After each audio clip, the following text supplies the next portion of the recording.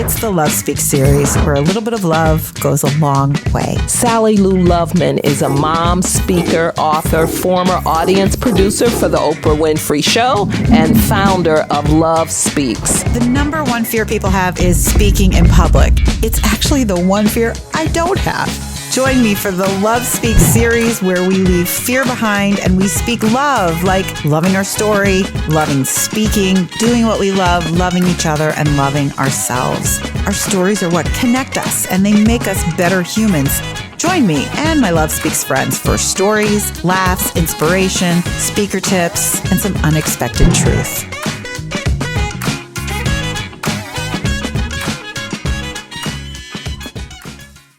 I am so happy to be back podcasting. It's been a minute or two or 12. I'm really excited today also because our guest, well, let's just say her book title caught my attention. I lost my father 8 years ago. And when I was writing my book, I felt like he was literally sitting next to me, so much so that I didn't want to finish my book. So I think that writing is one of the only ways really, truly to heal and to keep our loved ones close. So today I am so excited that I said yes to Laura Carney's email when she said, I wrote a book and I'd love to be on your podcast. The title, My Father's List, How Living My Dad's Dreams Set Me Free. I was like, yes, please. I'm a huge lover of memoirs. I wrote one. I love them. It's all that I read. Sometimes I take a break for fiction. But for the most part, I love memoirs because they're so much more interesting because they're real. So Laura is a writer. She's a magazine copy editor, and lives in New York City. She's worked for countless, and written for, I should say, for countless newspapers and magazines. And now she's here with her first book, her first memoir, and her first book.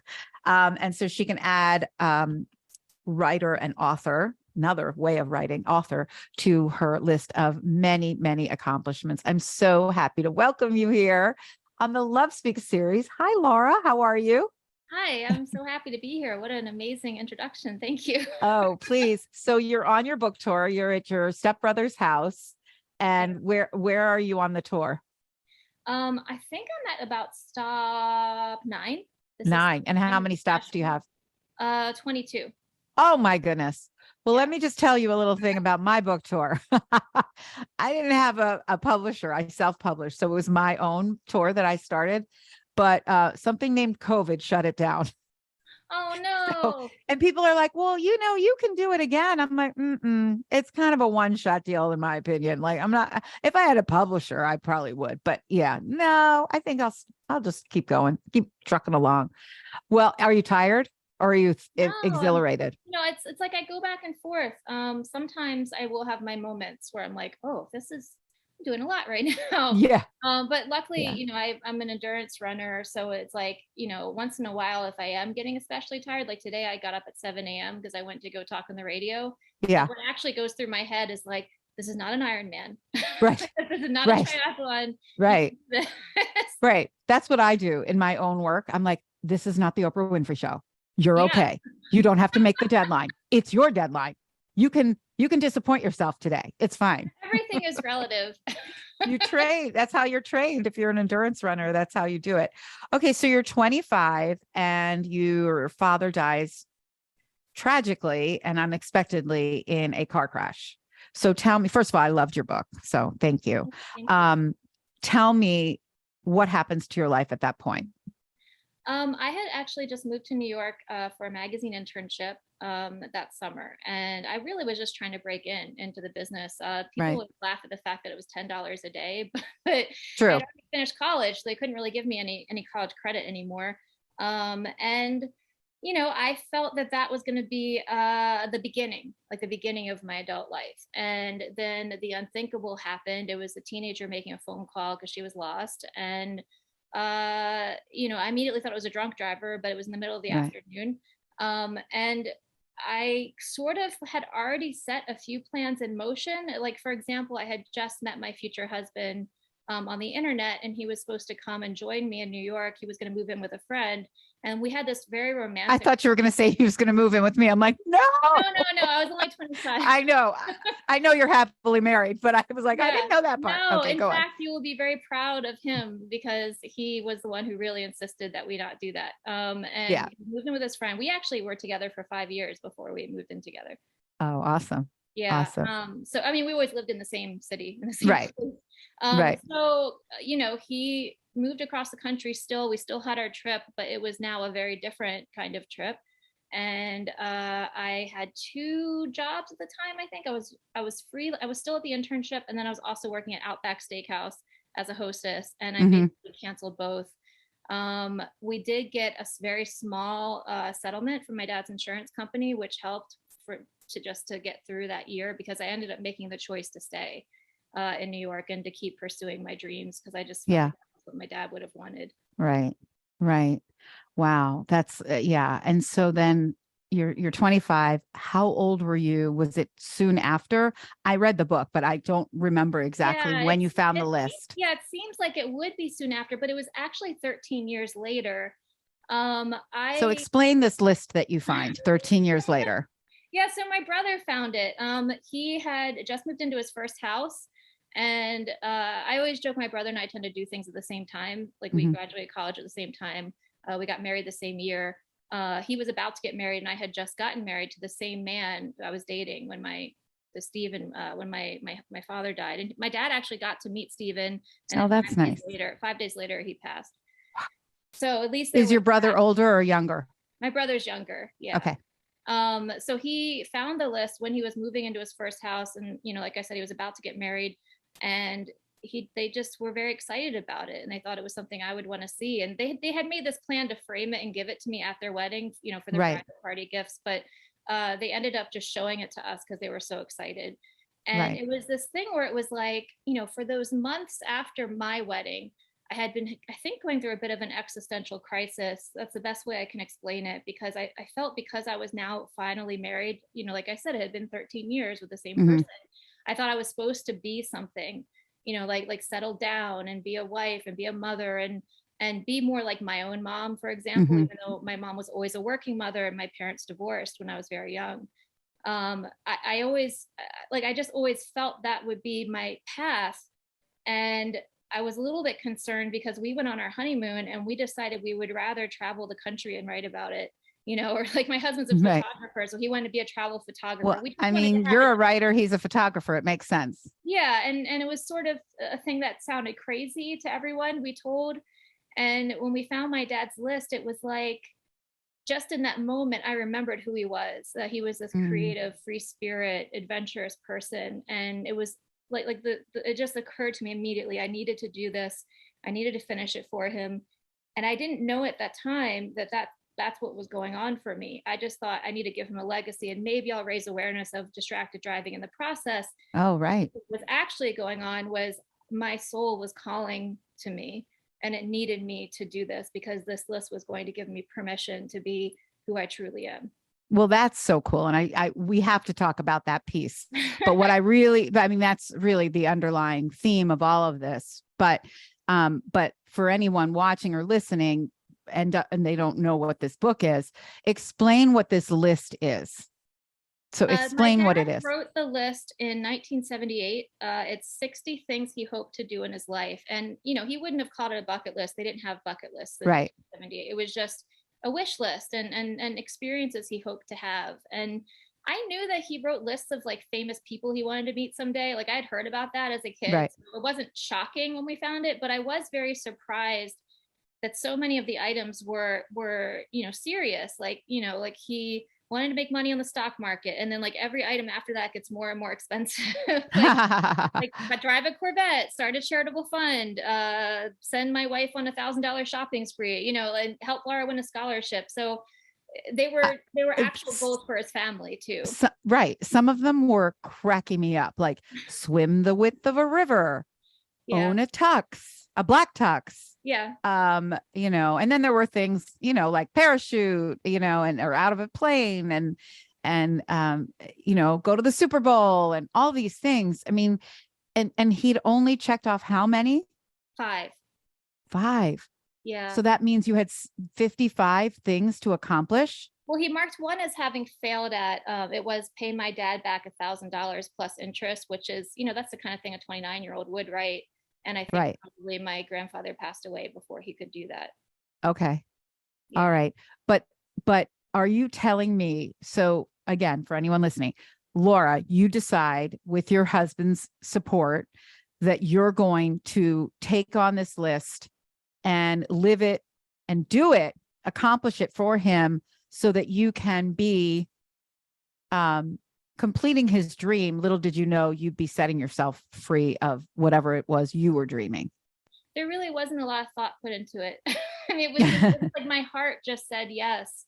And at that point in time, I'd been working as an activist.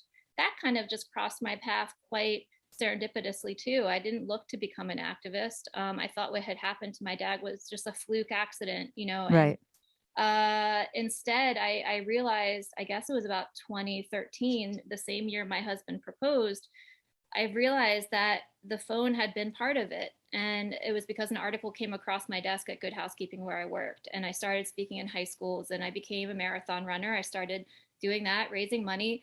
But I felt a little frustrated with it because it seemed to me that we had educated people, but it was still happening. Mm-hmm. And I sort of just felt, well, what else can be done here? And as a writer, I just kept thinking about, if there's a story that people can relate to, maybe that would help. So that really was my first instinct. But I was completely unaware of the fact that I was still letting feelings of fear and phobias and trauma and grief inhibit my life and inhibit how I lived. So really it was something that had to set me free. But it is pretty normal to have fear and worry about, I guess you had to quit your job or you had to take a leave or something. And then a lot of these things were expensive things to do, like go to Vienna or go to, the Super Bowl, whatever was on the list. Sorry, go ahead. No, it's just like that's a hard choice. Can you talk about that?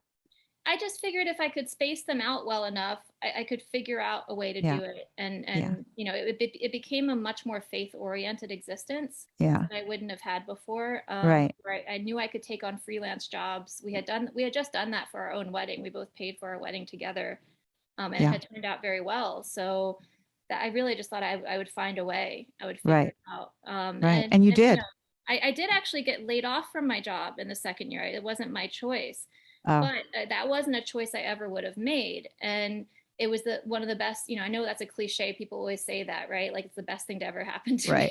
But it really was because I wasn't getting the manuscript done and I already had an agent by then. So to have this severance after working somewhere for so long and now have great time, it was like, my husband was thrilled. I mean, he wasn't even worried. He's like, oh, that's a gift. You have time to write. Yeah. Everything with the list was like that. Like things would happen that on the face of them seemed like a loss or a scary development. And then later it would turn out, oh, thank goodness this happened because I needed to lose this part of my identity so I could find room for this new other part. Right. And that thing that I had before, I'd sort of outgrown anyway. Right. You've unlocked something. I talk about it a lot with friends and family, and even in my work about grief and grieving. And I think that we need to look at grief in such a different way. I have a very good friend who has this beautiful grief platform called the Memory Circle, which brings people together to grieve as a community so that you don't feel alone. But what I also want to say is that in celebration of the life your father lived, you're keeping him alive in your work, and he is a part of your life. He's not physically here, but he is a part of your life. I do the same thing with my father, and I think that when we invite our loved one who we've lost in, and we really make it an invitation, like we pray or we ask or we say, send me a sign, but like be really specific. I mean, I've been so specific and it's happened, and it's like, and it's so comforting to know. And, grief is so hard. Losing someone you love is so hard. But if we can look at it in ways that are joyous and that continue to help you grow, because you're now growing, and it's really because you lost your father Well, in a lot of ways. I don't even think of it as lost, as crazy as it might sound with the language that we use. I don't even think of him as lost anymore. I think of him, Then you've he no just said, longer, he doesn't have a body. right, There was a day where he transitioned and he no longer has a body. right. And that was his life path. I didn't get to choose what his life path was going to be. No more than he could choose what mine is going to be. No more could he choose what his was, right? So it's like he had, we all have, I believe we all have written what our life path is, like you said. And I love that you just corrected me, because it's right. Don't look at it as loss. Look at it as a different relationship. And I do say that, actually, because I always say I have a spiritual relationship with my father now. I want to read something from your book. I there's so much here, but when you go to the Super Bowl, and you were there for the Jennifer Lopez Shakira Super Bowl. I was How shocked cool. by people's responses to that they thought it was scandalous, because I'm sitting there like, oh, these athletes. Exactly. That's the way I looked at it too. I thought it was phenomenal. I was jumping up and down and screaming. I thought they were phenomenal. But here's what you wrote. This was the 54th Super Bowl. My dad was 54 when he died. There were 54 items on the list. I guess that means because he had accomplished a few of the 60. I'd cycled 54 miles in Tucson, where you were. The final score for the Rose Bowl had been 54. Maybe instead of focusing on August 8th, the day he died, I should focus on the number of years he lived, I thought. Super Bowl 54 was Super Bowl in Greek, letters L-I-V. It was spelled out right before me in big, bright letters, live. I love that so much. I'm getting chills hearing you say my words back to me. I know, I do too. So it's really lovely to hear your probably words. means they came from him. Probably, if you're getting the chills, like that's where it is. So yeah, when that synchronicity starts happening in numbers and objects and music and things that just happen, and you always know it's your loved one when you feel it in your body, like you just had chills. I just had like full body chills. when you have chills, when your body tells you it's real before your mind or your heart even tells you it's real, that's when you know it's real. So I think that's so beautiful. I would love it. I don't want to read it. Do you have your book with you or no? Oh, you probably have it memorized. I can get it real quick. I have one right over here. Hold on a second. Okay, go ahead. I want you, as you're getting your book, I want you to read what the list is, because I think it's just hilarious. I would read it, but I want you to read it. Sure. Okay. The list. This is your father's list of things he wanted to do in his lifetime that you have done for him. Okay. Things I would like to do in my lifetime. And he underlined, doesn't look like this in the book, but he underlined would like to. Would like to. Okay. He underlined that, which I think probably meant like these are not imperatives. Right. These aren't right. have to's. Right. Number one, live a long, healthy life at least to the year 2020. Which turned out to be much more challenging than I thought it would be because of the pandemic. Right. Provide a comfortable standard of living for my family. Write and have a few novels published. Have 5 songs recorded. Make more money than I need. Talk with the president. Make 3 good family or friends movies. Play the piano or guitar. Type 40 words a minute correctly.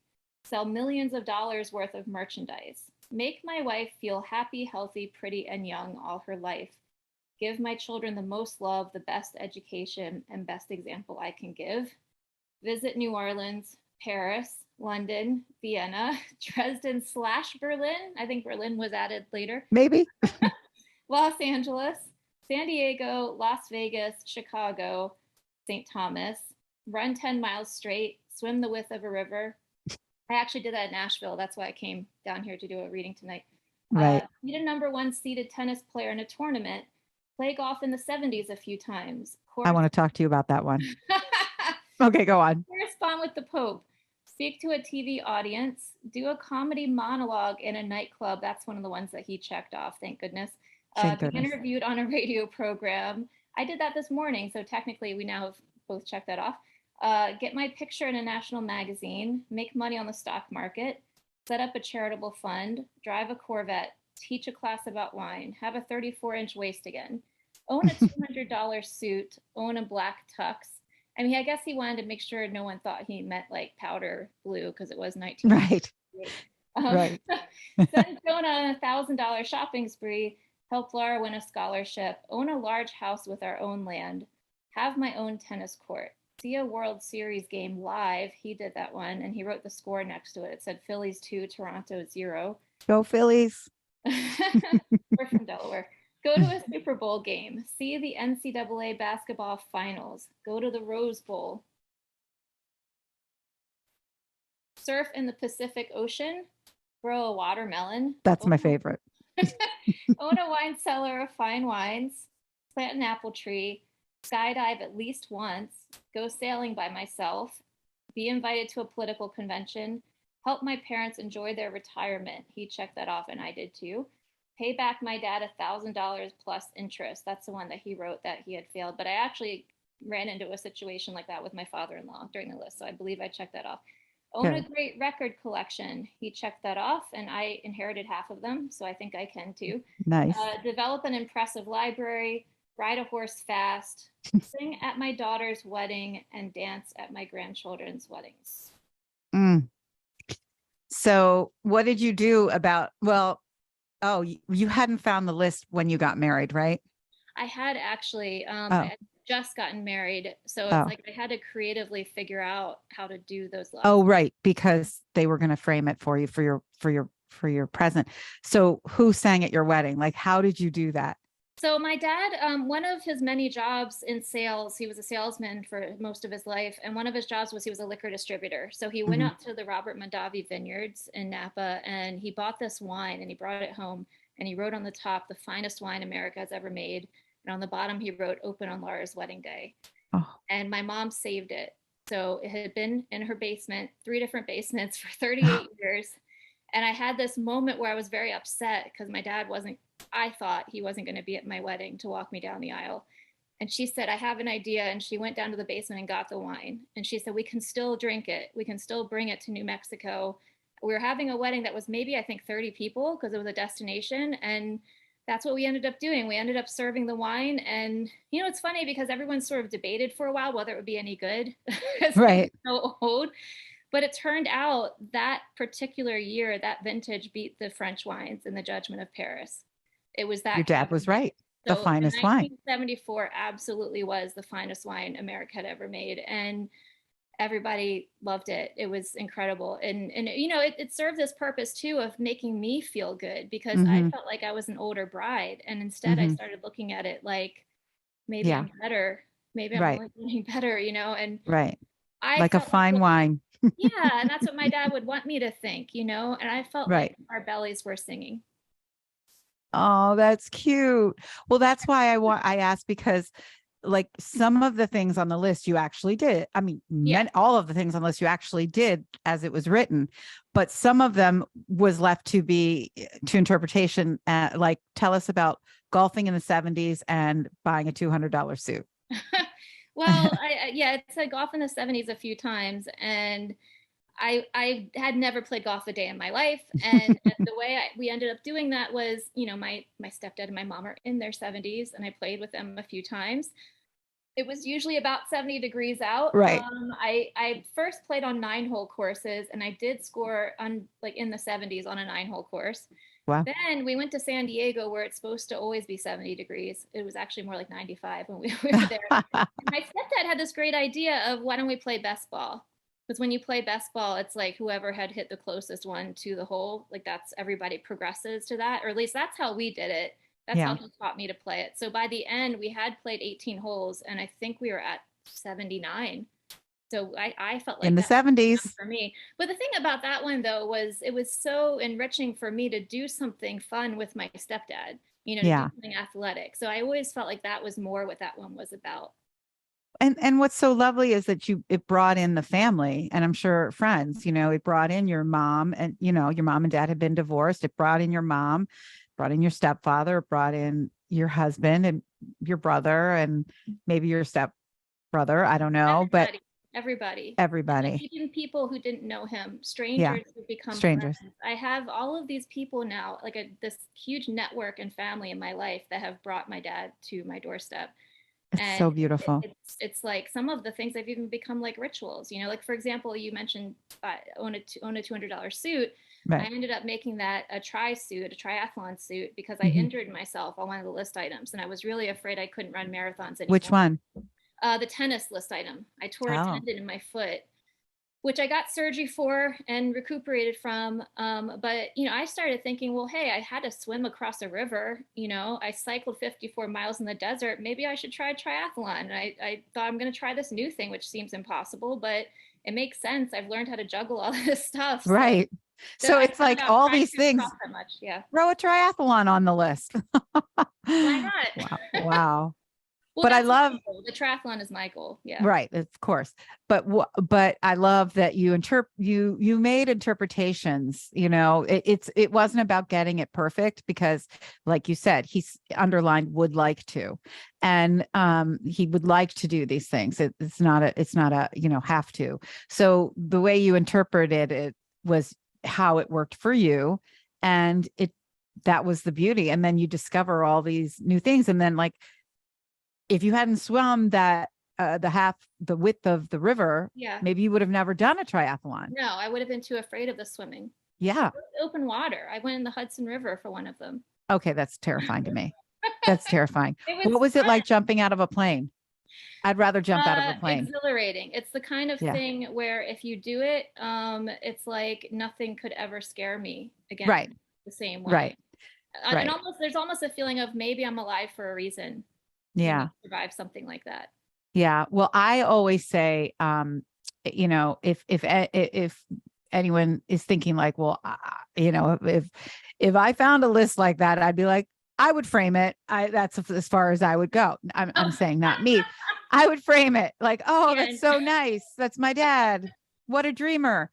But the fact that you did it is ballsy as F. And but what I love reminding people all the time, and I think this is a great message from your book, is to do something that scares you, to remind yourself that you are alive, to live well, to be appreciative. And for me, professionally, I like to do things that are scary to remind myself to go back to do the things I already do well better. Because if I could do that, like I always say, because I did stand-up comedy and it's terrifying, but if I could do that, I can speak to anyone. I can stand on any stage. Like I'm good. Like, and that's hilarious. That makes sense. But that's what, thank you. But that's what doing something exhilarating does. It pushes you forward in your life in the most unexpected ways and beautiful ways. So if we never push ourselves, like anyone listening, at least try one thing. You don't have to do 54 things or 60 things. You just have to do one thing in your life. Maybe more than one thing, but one thing to show yourself that you've got it. You can do it. You can depend on yourself. Well, and I think it's that moment you're talking about too, right? Like the moment I imagine that you're about to go on stage. And the moment I was about to jump out of a plane, or I'm about to do a triathlon. Right. It's this moment of, can I do this? And you're afraid and you just decide I'm going to do it anyway. Yeah. And that to me is the best celebration of my dad. And also when I would do these things with other people who were also afraid, because my dad was so good at being present and just being there with you in that moment. And every time I make myself do things like that, I'm reconnecting with him. And I know the spirit is helping me even now.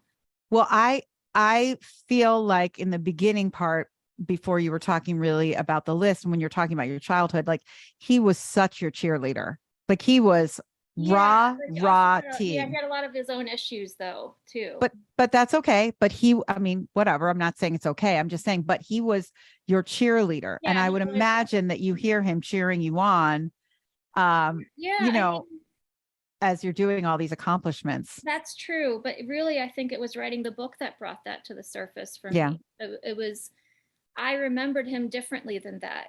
And as I finally had, you know, the write and have a few novels published, that's a list item. I couldn't back out. In the past, I had chickened out from things like that, but I had Yeah. to do it. And as I sat there and made myself do it, these wonderful memories of him started to come to my head and onto the page and into my heart. And it's like, Mm, if I hadn't taken that step to revisit these painful memories and the difficult things that I lived through, I don't know if I would have had that. I don't know if I right. could have grasped it. And you're absolutely right. That is who he was my whole life. He always was my mom is also my biggest fan. I don't want to take away her title.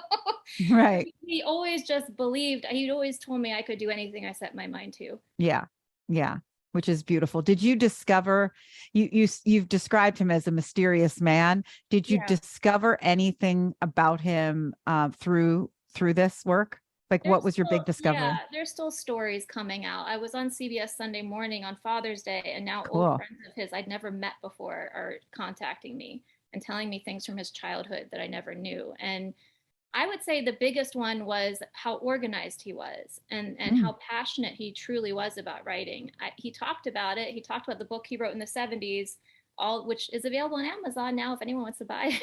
What's the title? Let's give your dad a book plug. The Why Generation in a Why Not World. Yeah. The Why Generation in a Why Not World. And it's Yeah. WHY? Yeah, he talked Or about why? WHY. Okay. Yeah, he talked about it all the time, and to the point where as a teenager I would like, you know, be eye rolling about Of it. course. Of Oh, course. that again. But it's actually a really great book. It's quite prophetic in some ways about issues we're dealing with even today. Speak And your dad's name. What's his name? Michael Carney. Michael. Okay. Yeah. All right. And Very cool. you know, to have that, and you know, we always made tapes with him all the time every year because he was a singer, and to have his voice still in a palpable way in my life is like, you know, he really believed, and he wrote this in the book, he believed that nobody ever really dies if they've created something.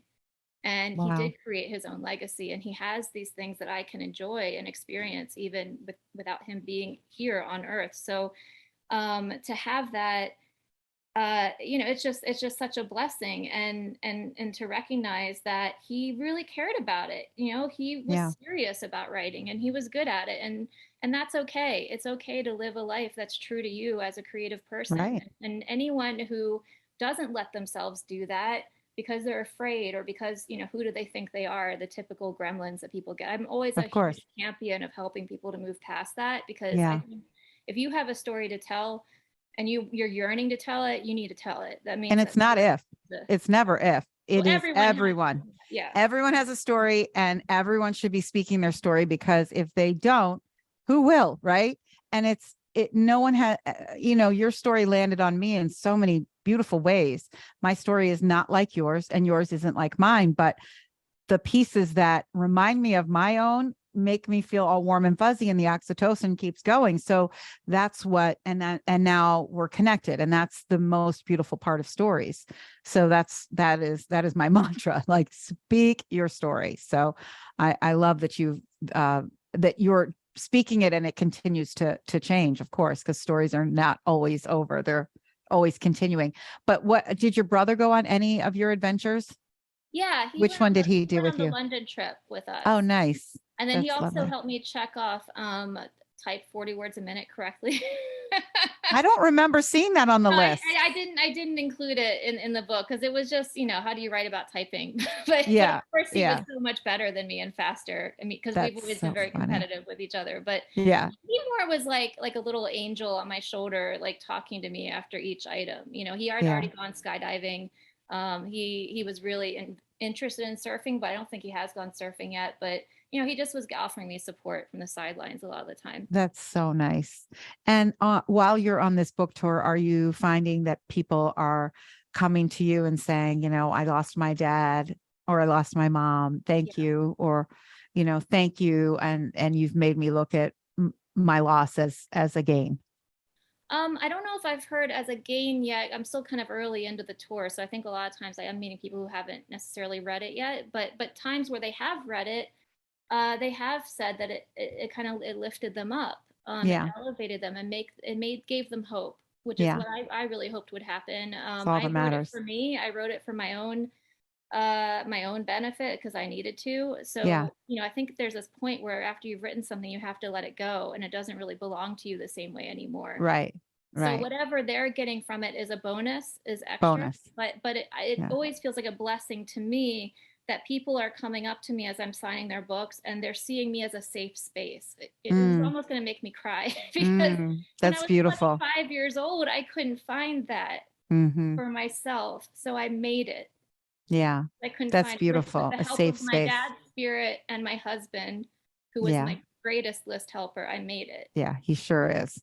He sure is. Oh, now I'm going to start to cry. It's But you really, need that. You need it's that quite safe space. beautiful. Yeah. I just like, whenever I open my phone, I see my dad's face and I'm just like, hi, daddy. Hi, papa. Like, I Awesome. just, he's like with me all the time. And the signs, I write about them in my own book. But since 2020, when I published it, I've had, you know, 12 more stories to tell, or I don't know how many, but he's always there. Like he's always there. What list item did you enjoy the most?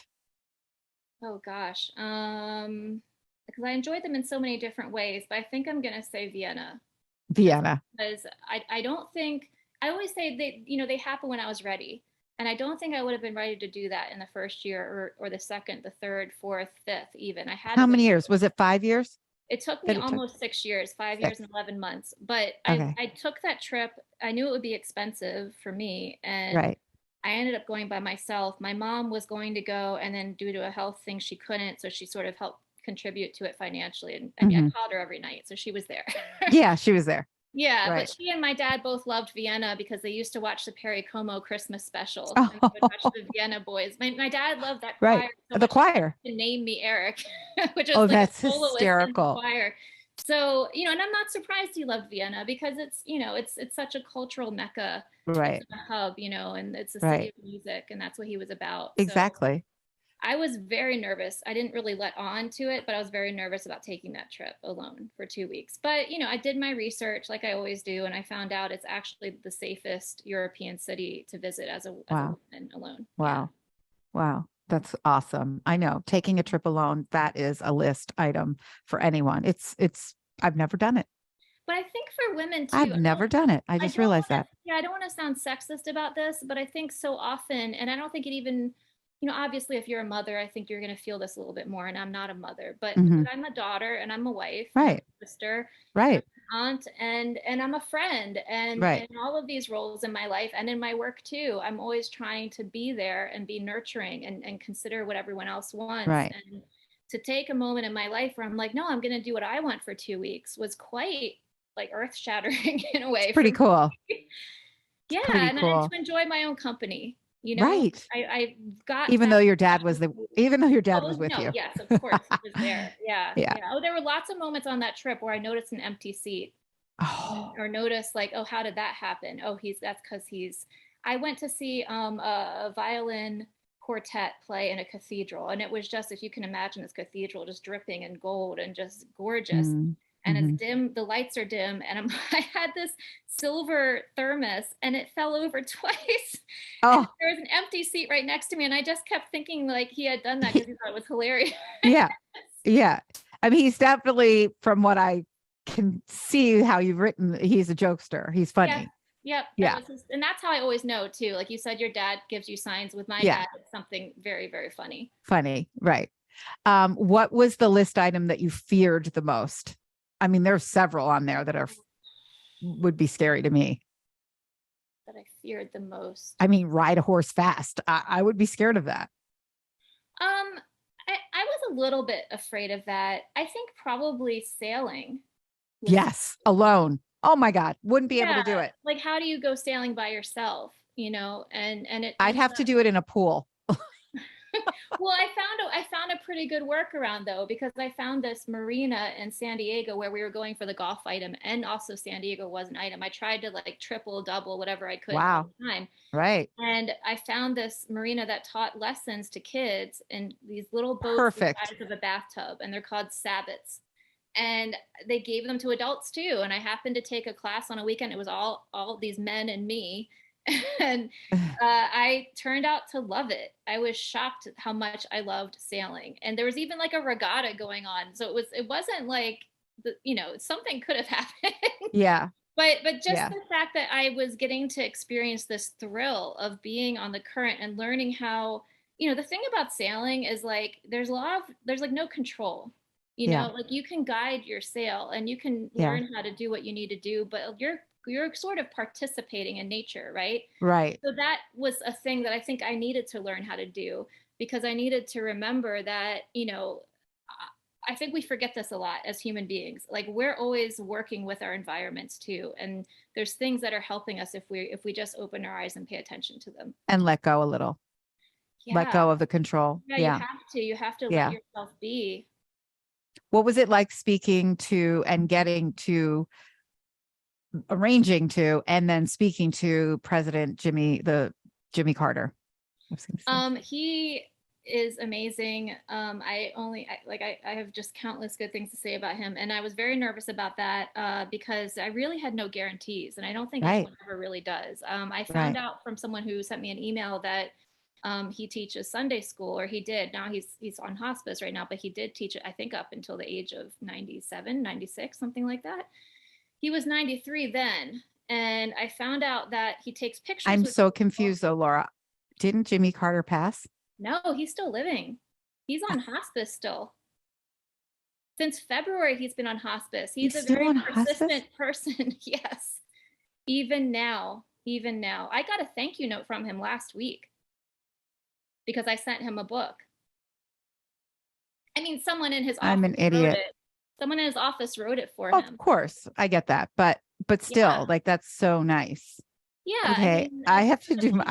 I got to get on the Google. I was at a dinner party once a couple years ago, and we were talking about Betty White. I'm like, no, Betty White is passed, and they're like, no, she hasn't. I was like, I'm so sorry. Now she has, but okay. Jimmy Carter's alive. Yay! Okay, sorry. This is me being me. This is, oh, by the way, my next book will be called Stupid Shit Sally Lou Loveman Says. All right, go on. No. It's understandable. Go on. Most people don't live on hospice as long as he has. And it's been almost 6 months now. Yeah. Oh my gosh. But I just basically contacted the Carter Center, which is kind of his presidential library. And they gave me a free tour, and they gave me a little bit of advice, go to this inn, and then that inn will get you into the church. And you're like, no, I need to check this off my list. Yeah, I tried to explain that. They were very nice, though. Like, they were really helpful. And I ended up not being able to get into that inn, which made me a little nervous. But it was okay in the end because I also was insisting that we hike Stone Mountain, which was the only place my dad had actually been to of the places I was traveling for the list. Like, I had these triumphant pictures of him on the top with his fist sticking out. Wow. Of course, I came to find out later they didn't hike it at all. They took a sky ride. But you hiked it because you're a triathlete. My husband, I hiked it, and there's a lot of mountain climbing happening, and not mountain climbing, but hiking happening in this book. So we actually got to the hotel at 11 o'clock at night, which was a little scary on these back roads on the way to James, Georgia. But we met his biographer at the hotel counter, and I hit it off with him. And then I'm pretty sure he put in a good word for me, because by the time I did shake Jimmy Carter's hand after his amazing Sunday school lesson, we shared a few sentences with each other. I mean, there are so many lessons in this book, but perseverance is one. Forgiveness and love and facing your fears and tackling family history that might be hard, whatever it might be, but that is perseverance. And the fact that his biographer was sitting next to you, I mean, that doesn't just happen. Right. No, and you were going there like, he teaches Sunday school. Maybe I'll be able to be in the church, and maybe and like, it was all on just maybe. And there you were. Yeah. Oh my gosh. Yeah. When that all came together, it really changed the way I was looking at it, for sure. It had to have. I mean, that is a God moment for sure. Or you're a dad moment, one or the other, or the both. So before we close, I could talk to you about this. And first of all, do you have your own list? Have you made your own list? There's 100 items, and I've done 20 of them. Stop it. Oh my gosh. Will that be a book? I hope so. I would love for that to be a book. Yeah. My husband has one too. I think his has 6 items. Oh my gosh. That's hilarious. So, okay. Easiest to hardest. We don't have time for all 100. Like, what is like the simplest thing that that you want to do or you've done that's on the list, and the most like extraordinary hard? I think probably the two most extraordinary ones, but two of the ones I'm the most excited about are see a volcano and pet an elephant. Okay. I just I really have seen a I love volcano. volcanoes and elephants. Yeah, I'm very Okay. into them. Yeah. Okay. And then what's something that's just like easy, but like you haven't done it? Hmm. Oh, cross the Brooklyn Bridge. Done that too. I have crossed the Brooklyn Bridge and I've seen a volcano. I'm Oh, so nice. excited. I think the message is for everyone listening or watching is to make your list and do it. And then talk to the person in your life that's living right now, who may be your parent, maybe your aunt, maybe your uncle, somebody older than you, wiser than you, who wants to do things and may not get a chance to, so that you can do it for them. And you can tell them in this life to say, watch me, because when I am crossing that Brooklyn Bridge, because you haven't, give me a sign. And what's our sign going to be? That's Is so it going to be beautiful. butterflies? I love Is it that. going to be rainbows? What's it going to be? I love that so much, Sally. Because Sally Lou, but that's Sally okay. Lou, I'm It's my sorry. I love my that so whole much. life, my whole life. Oh, I only correct people because all of my friends, if they were to watch this, would be like, "Oh my God, they called her Sally." I got too familiar. I'm sorry. No, it's too fun. No, Lou is familiar, but Sally is like, you don't know me. That's why I always No, try I to like understand. explain. Anyway, sorry, I'm off topic. But I mean, I sat with my father, as we all did, but I said to him, as on his last day, the day before he died, I said, "This is not over. I need you to talk to me daily. I need you to be in my life." And I gave him that invitation. I said, "I expect to hear from you. I want to hear from you. This is not over." And so I could go on and on about the signs and the things and all of that. But now my mom is 91 and I'm caring for her half the year. I live half the year in Philadelphia and I'm with her. And I had said this to her. I'm like, okay, what's going to be your sign? Because I think we should just address death as it's part of living. You know, it's in some cultures, it's the greatest accomplishment you can have. And in our culture, it's like fear, fear, fear. It's so fear-based. Let's look at it in a different way to say, okay, what no one can control when any one of us leaves this earth. Right. But just tell me what your sign's going to be, because I want to know. Yeah, I I mean, it's because I've had so many experiences now with my dad's spirit, I'm less afraid of death myself because Exactly. I just feel like I want to do what's good for my eternal self, my spirit inside of me, more so than my human Right. body, because that's going to go away Right. someday. Right. People don't get that, and that's okay. But wow, it feels good to get it. It is Yeah, so such a okay, I get it. Okay, final question. What did you learn about yourself through this? You've To stop worrying so much about everything all the time, and whatever worry I might have might even not even be true. It might not right. be a real thing about me, and to just always try. And Yeah, worry. I'm way more resourceful than I thought I was. That is the truth. Worry is using your imagination for something you don't want. So Yeah. basically, stop worrying because you're wasting time. We are wasting time. I'm talking to myself. Trust me. I was weaned on worry equals love. So I am a recovering worrier, and I think to live in the moment, which is what your dad did beautifully. He may have done things wrong, but he did that right. So living in the moment. So thank you for that reminder from your dad, and you're carrying that on. So thank you, Laura. Thank you. Thank you so much. Where can I know Post Hill Press is your publisher? Yeah. And where can we find your book? I would go to buylauracarney.com. You can, there's lots of ways to buy it on there. Amazon, Target, Indie, Okay. Found, if you want to do it that way. All those Okay. little buttons are on my website, buylauracarney.com. BUY? BY. BY, buy. Okay. Like a byline. Yeah, BY. Again, add it to my book. Stupid Shit Sally Lou Lovman says. By, like as in the writer, by LauraCarney.com. Okay. And by the way, I didn't get what this was at first. I know it's watermelon, but I was like, I wonder why she picked that watermelon graphic. And now I know why. Because I dropped it. Because you grew one. Did you eat it? Of course. Yeah.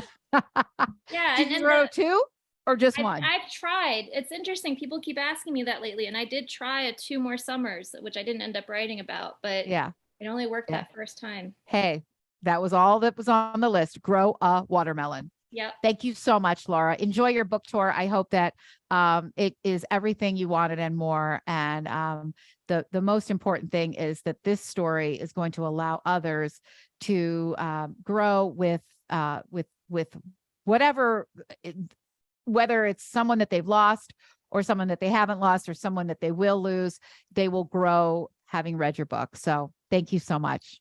Thank you. It was so fun talking to you. Thank you. I have loved speaking with you today, and I want to speak with you more. So follow me at Live Love Speaks. And if you want more stories like the stories we speak here on the Love Speaks series podcast, go to lovespeaks.com and pick up a copy of my book, Speak. Love your story. Your audience is waiting to step up your speaking game and your human game. And check out my blog while you're there. Thanks for listening. Your Love Speaks.